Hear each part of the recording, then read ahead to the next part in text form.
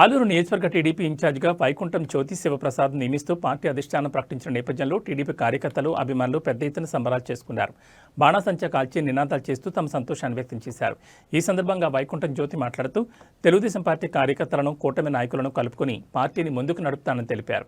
ఈ సందర్భంగా తమకు మద్దతు తెలిపిన ప్రతి ఒక్క కార్యకర్తకు అభిమానులకు కృతజ్ఞతలు తెలిపారు. రానున్న రోజుల్లో అందరి సహకారంతో నియోజకవర్గాన్ని అభివృద్ధి పదంలో నడిపించడానికి కృషి చేస్తామని ఆమె పేర్కొన్నారు.